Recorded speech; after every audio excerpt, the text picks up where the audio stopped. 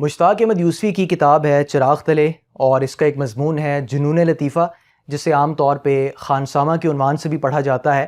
اس مضمون میں بھی یوسفی صاحب کا مزاح اپنے جوبن پر نظر آتا ہے، اور امید ہے کہ آپ کو یہ مضمون پسند آئے گا۔ بڑا مبارک ہوتا ہے وہ دن جب کوئی نیا خانسامہ گھر میں آئے، اور اس سے بھی زیادہ مبارک وہ دن جب وہ چلا جائے۔ چونکہ ایسے مبارک دن سال میں کئی بار آتے ہیں اور تلخی کام و دہن کی آزمائش کر کے گزر جاتے ہیں، اس لیے اطمینان کا سانس لینا بقول شاعر صرف دو ہی موقعوں پر نصیب ہوتا ہے، ایک تیرے آنے سے پہلے، ایک تیرے جانے کے بعد۔ عام طور سے یہ سمجھا جاتا ہے کہ بد ذائقہ کھانا پکانے کا ہنر صرف تعلیم یافتہ بیگمات کو آتا ہے، لیکن ہم اعداد و شمار سے ثابت کر سکتے ہیں کہ پیشہ ور خانسامہ اس فن میں کسی سے پیچھے نہیں۔ اصل بات یہ ہے کہ ہمارے ہاں ہر شخص یہ سمجھتا ہے کہ اسے ہنسنا اور کھانا آتا ہے، اسی وجہ سے پچھلے 100 برس سے یہ فن کوئی ترقی نہیں کر سکے۔ ایک دن ہم نے اپنے دوست مرزا عبدالودود بیگ سے شکایتاً کہا کہ اب وہ خانسامہ جو 70 قسم کے پلاؤ پکا سکتے تھے، من حیث الجماعت رفتہ رفتہ ناپید ہوتے جا رہے ہیں۔ جواب میں انہوں نے بالکل الٹی بات کہی، کہنے لگے خانسامہ وانسامہ غائب نہیں ہو رہے، بلکہ غائب ہو رہا ہے وہ 70 قسم کے پلاؤ کھانے والا طبقہ جو بٹلر اور خانسامہ رکھتا تھا اور اڑد کی دال بھی ڈنر جیکٹ پہن کر کھاتا تھا۔ اب اس وزادار طبقے کے افراد باورچی نوکر رکھنے کے بجائے نکاح ثانی کر لیتے ہیں، اس لیے کہ گیا گزرا باورچی بھی روٹی کپڑا اور تنخواہ مانگتا ہے، جبکہ منکوحہ فقط روٹی کپڑے پر ہی راضی ہو جاتی ہے، بلکہ اکثر و بیشتر کھانے اور پکانے کے برتن بھی ساتھ لاتی ہے۔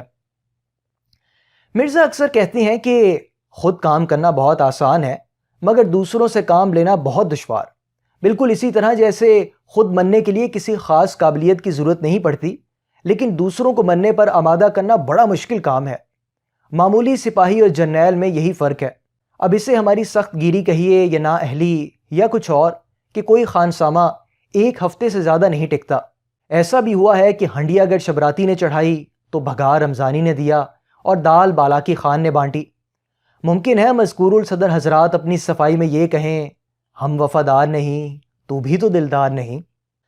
خانسامہ سے عہد وفا استوار کرنے اور اسے ہمیشہ کے لیے اپنا غلام بنانے کا ڈھنگ کوئی مرزا عبدالودود بیگ سے سیکھے۔ یوں تو ان کی صورت ہی ایسی ہے کہ ہر کس و ناقص کا بے اختیار نصیحت کرنے کو جی چاہتا ہے، لیکن ایک دن ہم نے دیکھا کہ ان کا درینہ باورچی بھی ان سے ابے تبے کر کے باتیں کر رہا ہے۔ ہماری حیرت کی انتہا نہ رہی، کیونکہ شرفاء میں یہ انداز گفتگو محض مخلص دوستوں کے ساتھ روا ہے، جہلا سے ہمیشہ سنجیدہ گفتگو کی جاتی ہے۔ ہم نے مرزا کی توجہ اس امر کی طرف دلائی تو انہوں نے جواب دیا کہ میں نے جان بوجھ کر اس کو اتنا منہ زور اور بدتمیز کر دیا ہے کہ میرے گھر کے سوا اس کی کہیں اور گزر نہیں ہو سکتی۔ کچھ دن ہوئے، ایک مڈل فیل خانسامہ ملازمت کی تلاش میں آ نکلا، اور آتے ہی ہمارا نام اور پیشہ پوچھا، پھر سابق خانساماؤں کے پتے دریافت کیے، نیز یہ کہ آخری خانسامہ نے ملازمت کیوں چھوڑی۔ باتوں باتوں میں انہوں نے یہ اندیا بھی لینے کی کوشش کی کہ ہم ہفتے میں کتنی دفعہ باہر مدعو ہوتے ہیں، اور باورچی خانے میں چینی کے برتنوں کے ٹوٹنے کی آواز سے ہمارے اعصاب اور اخلاق پر کیا اثر مرتب ہوتا ہے۔ ایک شرط انہوں نے یہ بھی لگائی کہ اگر گرمیوں کی چھٹیوں میں پہاڑ پر جائیں گے تو پہلے اوزی مالک پیش کرنا پڑے گا۔ کافی رد و قد کے بعد ہمیں یوں محسوس ہونے لگا جیسے وہ ہم میں وہی خوبیاں تلاش کر رہے ہیں جو ہم ان میں ڈھونڈ رہے تھے۔ یہ آنکھ مچولی ختم ہوئی اور کام کے اوقات کا سوال آیا تو ہم نے کہا اصولاً ہمیں محنتی آدمی پسند ہے۔ خود بیگم صاحبہ صبح 5 بجے سے رات کے 10 بجے تک گھر کے کام کاج میں جٹی رہتی ہیں۔ کہنے لگے صاحب ان کی بات چھوڑیے، وہ گھر کی مالک ہیں، میں تو نوکر ہوں۔ ساتھ ہی انہوں نے یہ وضاحت بھی کر دی کہ برتن نہیں مانجوں گا، جھاڑو نہیں دوں گا، ایشٹرے صاف نہیں کروں گا، میز نہیں لگاؤں گا، دعوتوں میں ہاتھ نہیں دھلاؤں گا۔ ہم نے گھبرا کر پوچھا پھر کیا کرو گے؟ یہ تو آپ بتائیے، کام آپ کو لینا ہے، میں تو تابع دار ہوں۔ جب سب باتیں حسب منشا و ضرورت ہماری منشا ان کی طے ہو گئیں تو ہم نے ڈرتے ڈرتے کہا کہ بھائی سودا سلف لانے کے لیے فی الحال کوئی علیحدہ نوکر نہیں ہے، اس لیے کچھ دن تمہیں سودا بھی لانا پڑے گا، تنخواہ طے کر لو۔ فرمایا جناب تنخواہ کی فکر نہ کیجیے، پڑھا لکھا آدمی ہوں، کم تنخواہ میں بھی خوش رہوں گا۔ پھر بھی کہنے لگے 75 روپے ماہوار ہوگی، لیکن اگر سودا بھی مجھے کو لانا پڑا تو 40 روپے ہوگی۔ ان کے بعد ایک ڈھنگ کا خانسامہ آیا، مگر بے حد دماغ دار معلوم ہوتا تھا۔ ہم نے اس کا پانی اتارنے کی غرض سے پوچھا مغلائی اور انگریزی کھانے آتے ہیں؟ ہر قسم کا کھانا پکا سکتا ہوں، حضور کا کس علاقے سے تعلق تھا؟ ہم نے صحیح بتا دیا، جھومی تو گئے، کہنے لگے میں بھی 1 سال ادھر کاٹ چکا ہوں، وہاں کے باجرے کی کھچڑی کی دور دور دھوم ہے۔ مزید جرا کی ہم میں تاب نہ تھی، لہٰذا انہوں نے اپنے آپ کو ہمارے ہاں ملازم رکھ لیا۔ دوسرے دن پڈنگ بناتے ہوئے انہوں نے یہ انکشاف کیا کہ میں نے 12 سال انگریزوں کی جوتیاں سیدھی کی ہیں، اس لیے اکڑوں بیٹھ کر چولہا نہیں جھونکوں گا، مجبوراً کھڑے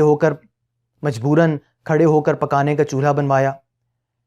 ان کے بعد جو خانسامہ آیا اس نے کہا کہ میں چپاتیاں بیٹھ کر پکاؤں گا مگر برادے کی انگیٹھی پر، چنانچہ لوہے کی انگیٹھی بنوائی۔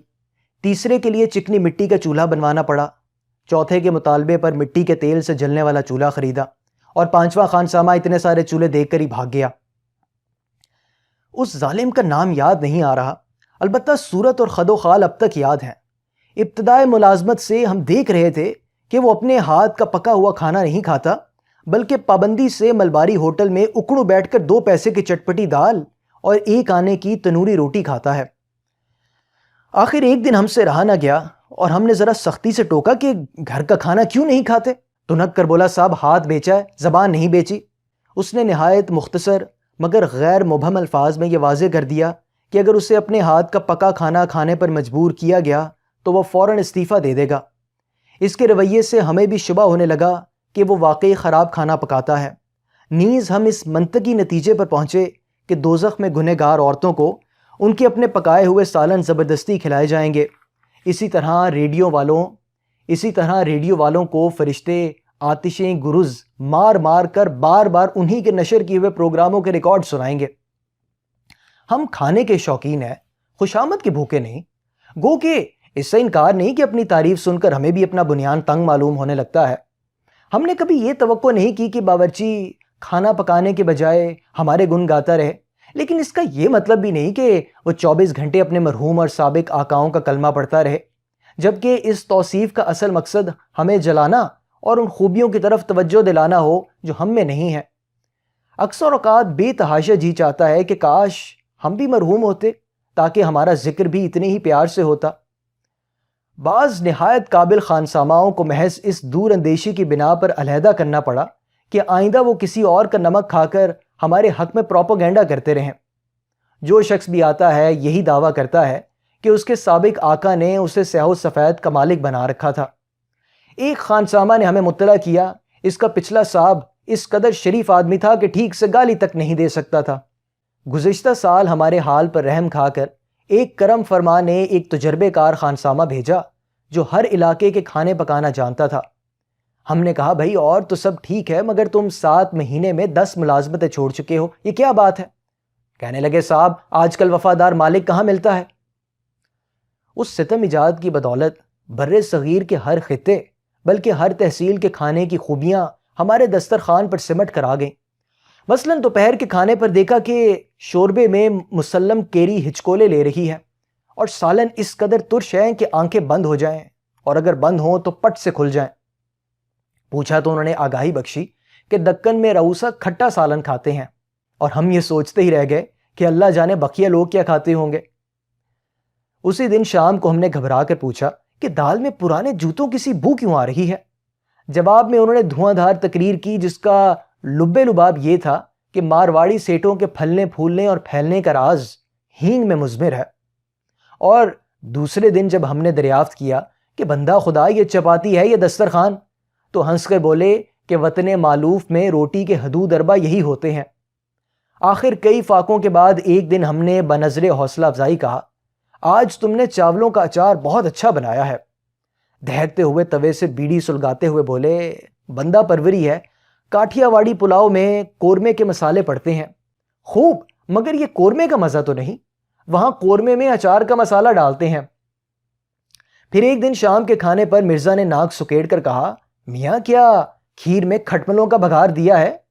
سفید دیوار پر کوئلے سے سودے کا حساب لکھتے ہوئے حقارت سے بولے آپ کو معلوم نہیں شاہانے اود لگی ہوئی فنی کھاتے تھے، مگر تم نے دیکھا کیا انجام ہوا اود کی سلطنت کا۔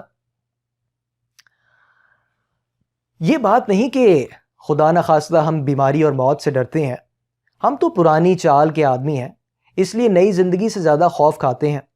موت برحق ہے اور ایک نہ ایک دن ضرور آئے گی۔ بات صرف اتنی ہے کہ اسے بلانے کے لیے ہم اپنی نیک کمائی میں سے 50-60 روپے ماہوار خرچ نہیں کرنا چاہتے۔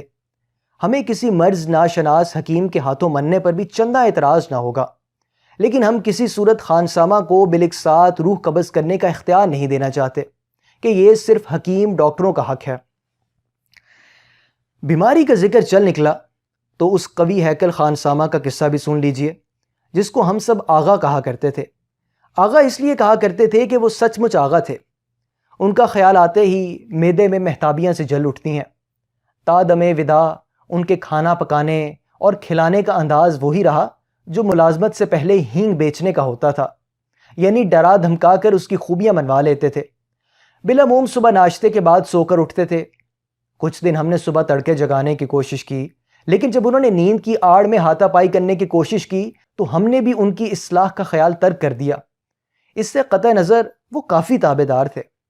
تابع دار سے ہماری مراد یہ ہے کہ کبھی وہ پوچھتے کہ چائے لاؤں، اور ہم تکلفانہ کہتے کہ جی چاہے تو لے آؤ ورنہ نہیں، تو کبھی واقعی لے آتے اور کبھی نہیں بھی لاتے تھے۔ ایک دن ہم اسی ادھیڑ بن میں لیٹے ہوئے گرم پانی کی بوتل سے پیٹ سینک رہے تھے اور دوا پی پی کر ان کو کوس رہے تھے کہ وہ سر جھکائے آئے اور خلاف معمول ہاتھ جوڑ کر بولے، خو صاحب تم روز روز بیمار ہوتا ہے، اس سے ہمارا قبیلے میں بڑا رسوائی خو خانہ خراب ہوتا ہے۔ اس کے بعد انہوں نے کہا سنا معاف کرایا اور بغیر تنخواہ لیے چل دیے۔ ایسی ہی ایک اور دعوت کا ذکر ہے جس میں چند احباب اور افسران بالا مدعو تھے۔ نئے خانسامہ نے جو قورمہ پکایا اس میں شوربے کا یہ عالم تھا کہ ناک پکڑے غوطہ لگائیں تو شاید کوئی بوٹی ہاتھ آ جائے، اکا دکا کہیں نظر آ بھی جائے تو کچھ اس طرح کے صاحب چھپتی بھی نہیں سامنے آتی بھی نہیں۔ دوران ضیافت احباب نے بکمال سنجیدگی مشورہ دیا کہ ریفریجریٹر خرید لو، روز روز کی چھک چھک سے نجات مل جائے گی، بس ایک دن لذیذ کھانا پکوا لو اور ہفتے بھر ٹھاٹ سے کھاؤ اور کھلاؤ۔ قسطوں پر ریفریجریٹر خریدنے کے بعد ہمیں واقعی بڑا فرق محسوس ہوا، اور وہ فرق یہ ہے کہ پہلے جو بدمزہ کھانا صرف ایک ہی وقت کھاتے تھے اب اسے ہفتے بھر کھانا پڑتا ہے۔ ہم نے اس عذاب مسلسل کی شکایت کی تو وہی احباب تلقین فرمانے لگے کہ جب خرچ کیا ہے صبر بھی کر، اس میں یہی کچھ ہوتا ہے۔ کل پھر مرزا سے اپنی گو نہ گو مشکلات کا ذکر کیا تو کہنے لگے یہ الجھنیں آپ نے اپنے چٹور پن سے خام خواہ پیدا کر رکھی ہیں، ورنہ سادہ غذا اور اعلیٰ خیالات سے یہ مسئلہ کبھی کا خود بخود حل ہو گیا ہوتا۔ یہی آئین قدرت ہے اور یہی آزاد تہذیب کی اساس بھی۔ آپ نے مولوی اسماعیل میرٹھی کا وہ پاکیزہ شعر نہیں پڑھا، ملے خشک روٹی جو آزاد رہ کر تو خوف و ذلت کے حلوے سے بہتر۔ عرض کیا مجھے کسی کے آزاد رہنے پر خواہ وہ شاعری کیوں نہ ہو کوئی اعتراض نہیں، لیکن اس شعر میں مجھے عرصے سے یہ اعتراض ہے کہ اس میں آزادی سے زیادہ خشک روٹی کی تعریف کی گئی ہے۔ ممکن ہے عمدہ غذا اعلیٰ تہذیب کو جنم نہ دے سکے، لیکن اعلیٰ تہذیب کبھی خراب غذا برداشت نہیں کر سکتی۔ فرمایا برداشت کی ایک ہی رہی، خراب کھانا کھا کے بد مزہ نہ ہونا، یہی شرافت کی دلیل ہے۔ گزارش کی مردانگی تو یہ ہے کہ آدمی عرصے تک عمدہ غذا کھائے اور شرافت کے جامے سے باہر نہ ہو۔ مشتعل ہو گئے بجا، لیکن یہ کہاں کی شرافت ہے کہ آدمی اٹھتے بیٹھتے کھانے کا ذکر کرتا رہے؟ برا نہ منائیے گا، آپ کے بعض مضامین کسی بگڑے ہوئے شاہی رکاب دار کی خاندانی بیاض معلوم ہوتے ہیں، جبھی تو کم پڑھی لکھی عورتیں بڑے شوق سے پڑھتی ہیں۔ ہم نے ٹوکا آپ بھول رہے ہیں کہ فرانس میں کھانا کھانے اور پکانے کا شمار فنون لطیفہ میں ہوتا ہے۔ وہ بگڑ گئے، مگر آپ نے تو اسے جنون لطیفہ کا درجہ دے رکھا ہے۔ اگر آپ واقعی اپنی بے قصور قوم کی اصلاح کے درپے ہیں تو کوئی کام کی بات کیجئے اور ترقی کی راہیں سجھائیے۔ مزہ لینے کی خاطر چڑھا، ایک دفعہ قوم کو اچھا پہننے اور کھانے کا چسکا لگ گیا تو ترقی کی راہیں خود بخود سوج جائیں گی۔ گاندھی جی کا قول ہے کہ جس دیس میں لاکھوں آدمیوں کو 2 وقت کا کھانا نصیب نہ ہوتا ہو، وہاں بھگوان کی بھی ہمت نہیں ہوتی کہ انداتا کے سوا کسی اور روپ میں سامنے آ سکے۔ بھوکے کے لیے بھوجن ہی بھگوان کا اوتار ہے، اور قطع کلامی کی معافی مانگے بغیر بولے مگر وہ تو بکری کا دودھ اور کھجور کھاتے تھے، اور آپ فن غذا شناسی کو فلسفہ خدا شناسی سمجھ بیٹھے ہیں۔ خود آپ کے محبوب یونانی فلسفی جو بھرپور زندگی کے قائل تھے، دماغ سے محسوس کرتے اور دل سے سوچتے تھے، مگر آپ تو معدے سے سوچتے ہیں۔ دیکھا جائے تو آپ آج بھی وہی مشورے دے رہے ہیں جو ملکہ میری انتونیت نے دیا تھا۔ ایک درباری نے جب اس کے گوش گزار کیا کہ روٹی نہ ملنے کے سبب ہزاروں انسان پیرس کی گلیوں میں دم توڑ رہے ہیں تو اس نے حیرت سے پوچھا کہ یہ احمق کیک کیوں نہیں کھاتے؟ بہت شکریہ.